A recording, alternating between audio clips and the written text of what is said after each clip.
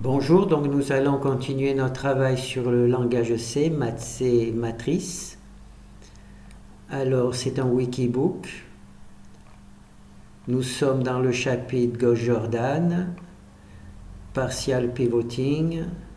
Donc, on a vu les premiers exemples. Donc, on va faire les petites études. Alors, ces trois premiers fichiers sont un peu des fichiers de présentation. Alors, celui-ci, c'est le fichier de base.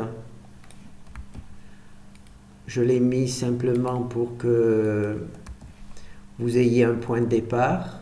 Donc, qu'est-ce qu'il fait? Il fait juste le calcul normal. Il présente une matrice et il applique la fonction Gauss-Jordan en partial pivoting. Voilà. Donc là, il y a juste le code de base pour faire cette fonction.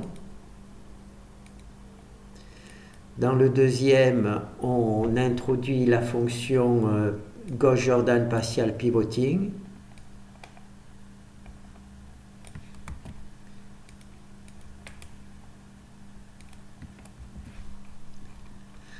Voilà. Donc elle fait exactement la même chose, hein, sans rien de particulier. Je fais simplement, j'introduis la fonction, une version modifiée au niveau du nom pour en avoir une copie, et c'est cette fonction-là qui est appelée, qui est importante pour étudier le code. Si vous vous demandez pourquoi j'ai fait ça, pourquoi j'ai appelé ici une fois et deux fois alors que j'aurais pu directement appeler cette fois par là, cette fonction-là, je veux pouvoir l'appeler par d'autres fonctions. Alors si j'avais mis la fonction standard, pour moi ça me posait un problème puisque c'est une fonction principale, celle-là, puisqu'elle travaille sur Gauss-Jordan en partial pivoting, alors que celle-là c'est une fonction intermédiaire. Pour le déterminant, il y a la même avec le numéro 1, et pour Gauss-Jordan, il y en a, en total pivoting, il y a la même avec le numéro 2.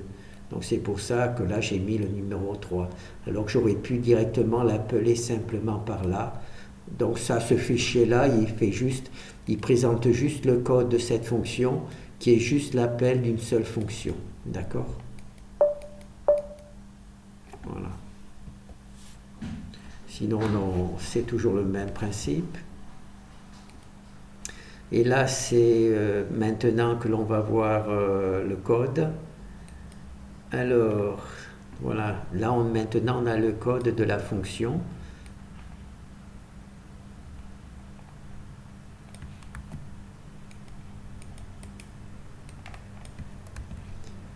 Alors le résultat est le même, puisqu'il y a juste le code, hein, il n'y a pas de souci. Toujours le même résultat. Par contre, là on va pouvoir voir comment il se présente. Là c'est le code simple, donc il n'y a pas de partie débugage. Donc on voit qu'il y a une boucle while ici. Cette boucle while, elle choisit le meilleur pivot. Dans cette version, c'est la valeur la plus importante en valeur absolue dans la colonne du pivot, et elle met 0 sous le pivot. D'accord? Il y a les deux fonctions comme d'habitude, meilleur pivot et ensuite 0 sous le pivot. Voilà. Et il y a une deuxième boucle while qui cette fois-ci met 0 au-dessus du pivot. D'accord? Par contre, cette fois-ci, il y a un petit truc une petite chose, c'est que cette fonction, cette deuxième partie est contrôlable à partir de la fonction. Si je mets yes ici, cette partie-là est exécutée, et si je mets no, cette partie-là ne sera pas exécutée. Et below, c'est ici. D'accord? D'accord? Yes, c'est 1, et no, c'est 0. Et donc, si je mets no ici, il y aura 0 ici, et naturellement, la partie while ici ne sera pas exécutée. Alors, cette partie ne sera pas exécutée, en particulier lorsque l'on travaillera avec des variables libres. Comme on ne l'a pas encore fait, je ne vous en parle pas, mais en prévision de cette étude, il fallait que je mette cette ce petit contrôle. D'accord? Donc là, vous avez vu, c'est comme d'habitude pour les autres trucs, il y a deux parties. Une partie qui choisit le meilleur pivot, d'accord? Et une fois qu'elle a mis le meilleur pivot, elle met 0, elle met 1, elle transforme le pivot en 1 et 0 sous le pivot. Et la deuxième partie, c'est ici, c'est 0 au-dessus du pivot. D'accord? Donc là, on va voir, donc là, je peux lancer. Ça fait toujours exactement le même résultat. Donc maintenant qu'on a vu un petit peu le code, comment il se présente, on va voir avec le visuel, c'est-à-dire les parties qui montrent comment se font les calculs.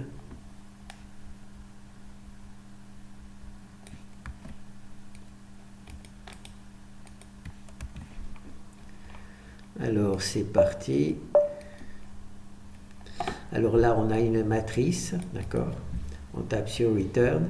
Alors ça c'est la matrice, l'équivalent de la matrice qui est là. C'est la même. Simplement c'est la version langage C. Au-dessus c'est Octave pour tester l'exemple.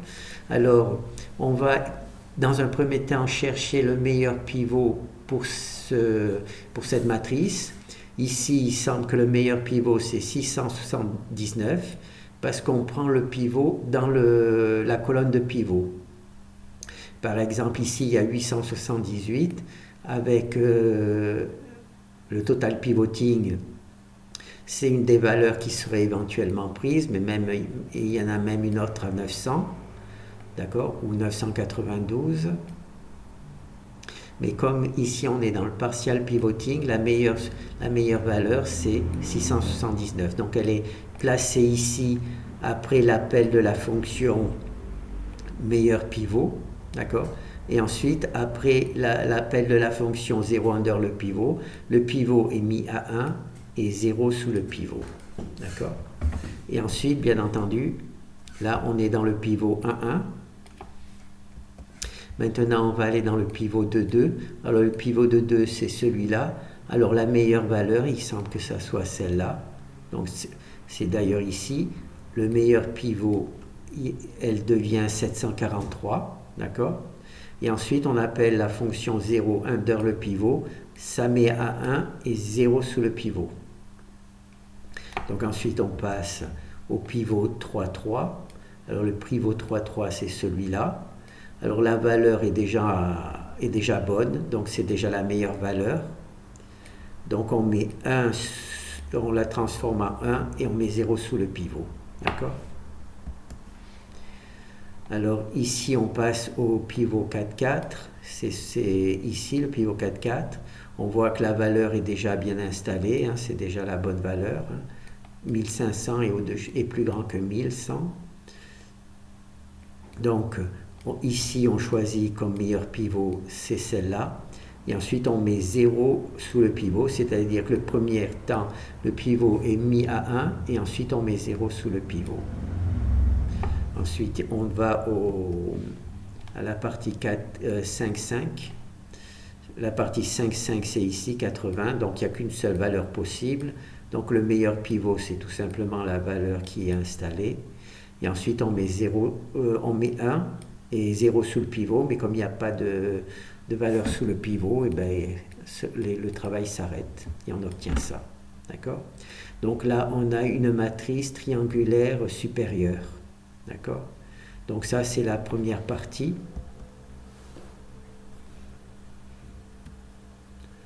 Je pense qu'on en fait encore un autre. Bon. Alors, comme vous avez vu, on choisit pour le meilleur pivot dans cette colonne la valeur la plus importante. Ici, ça semble être celle-là. D'accord? Ça, c'est le travail de The Bus Pivot qui déplace cette valeur-là à la position du pivot. Et ensuite, la 0 sous le pivot, elle met 1 et 0 sous le pivot. D'accord? Ensuite, on est dans le pivot de 2, c'est ici. Alors la meilleure valeur, c'est celle-là. Donc on fait échange de lignes et c'est la fonction busPivot qui fait ça. Et ensuite on met 0 sous le pivot, c'est cette fonction qui met A1 et 0 sous le pivot. D'accord. Ensuite, on travaille dans la truc 3-3. Donc la 3-3, c'est, on va le mettre ici, pardon, c'est 3-3. Donc c'est ici la meilleure valeur. Donc il y a un échange de lignes. Elle devient ici. Ensuite, ça c'est le travail de cette fonction. Et cette fonction-là va mettre A1 et 0 sous le pivot. Alors ici, ensuite, on est dans le pivot 4-4, c'est ici. Donc le pivot 4-4 est déjà bien positionné. Donc la fonction là, elle ne fait rien. Et ici, la fonction, elle met A1 et 0 sous le pivot. Et ici, on est au point 5,5, c'est ici. Donc pour le meilleur pivot, naturellement, il n'y a qu'une seule valeur, donc c'est celle-là. Et ensuite ici, on met 0 sous on met A1 et 0 sous le pivot. Comme il n'y a pas de valeur, et ben le travail s'arrête. Voilà. Alors là, c'est bon.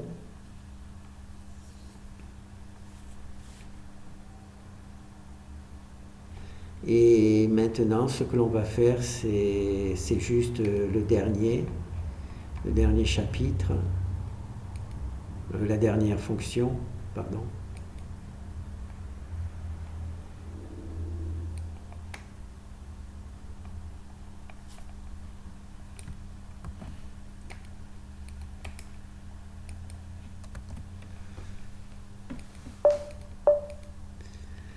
Alors là, on part toujours avec notre matrice au format octave. Alors là, on a notre matrice qu'on a laissée, c'est-à-dire au format triangulaire supérieur, d'accord. On voit ici, c'est triangulaire supérieur, d'accord. Et on va simplement mettre 0 au-dessus du pivot. Et là, c'est le pivot 5,5, donc c'est le pivot ici. On va utiliser 0 below the pivot, 0 au-dessus du pivot, et on a bien 0 maintenant. Ensuite, on va aller à cette valeur-là, au 5,5 ici. Donc là, il y a des valeurs, et on va mettre 0 au-dessus du pivot. Voilà, 0 au-dessus du pivot. Ensuite, on passe à là, c'est 4,4, donc c'est celui-là, on vient de le faire. Maintenant, on va passer à 3,3. Voilà. 3,3. Il y a des valeurs. On va mettre 0 au-dessus du pivot grâce à cette fonction. Et ensuite, on va s'attaquer ici au 2,2. Et on va mettre 0 au-dessus du pivot. Et c'est la solution. D'accord ? On peut vérifier avec le code octave. Voilà, on récupère le code octave.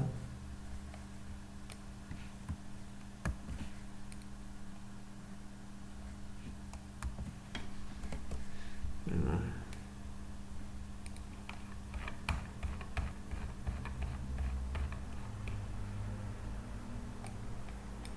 Voilà, 26, 54, 27, 26 et 156. Voilà, c'est les mêmes valeurs. D'accord ? Donc là, on a vu notre travail. Alors, c'est ici. Donc, on a donc notre fonction GP3 qui est celle dans laquelle il y a le code. Alors, il y a deux boucles while. D'accord ? La première boucle while travaille sur la fonction du meilleur pivot. Elle choisit donc le meilleur pivot sur une colonne, la colonne du pivot. Et ensuite, elle met 0, elle transforme ce pivot en 1 et elle met 0 en dessous. Donc ça, elle fait ça pour tous les pivots. Et ensuite, ici, il y a la deuxième boucle while. Elle, ce qu'elle fait, c'est qu'elle met 0 au-dessus des pivots. D'accord ? Elle met les 0 au-dessus des pivots. D'accord ? Et comme je vous ai expliqué, il y a la possibilité, ici, de dire yes ou no. Si on dit no, eh ben la partie sous... ben je vais vous le faire. Non. Voilà.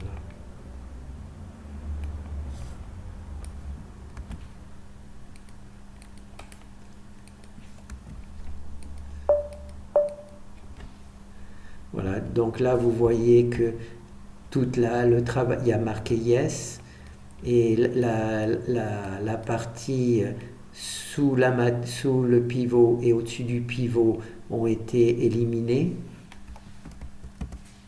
Et si je mets no, ici je vais mettre no.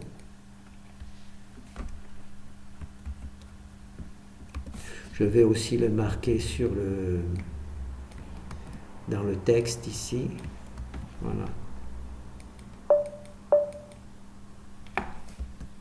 Voyez, la matrice reste une matrice triangulaire supérieure. D'accord? La partie haute, je peux contrôler à partir des arguments de cette fonction, soit elle fait les pivots, elle met les valeurs sous le pivot à 0 et les valeurs au-dessus du pivot à 0, soit en mettant no, elle met bien les valeurs sous le pivot à 0, mais au-dessus du pivot, elle maintient les valeurs. D'accord? C'est important quand on travaillera avec les variables libres de pouvoir arrêter la fonction là pour conserver les valeurs au-dessus du pivot et introduire les variables libres alors que les fonctions, les valeurs au-dessus du pivot sont encore présentes. Voilà. Donc ben là on a vu, Gauss-Jordan, on a vu en gros le travail. Bon, ben merci.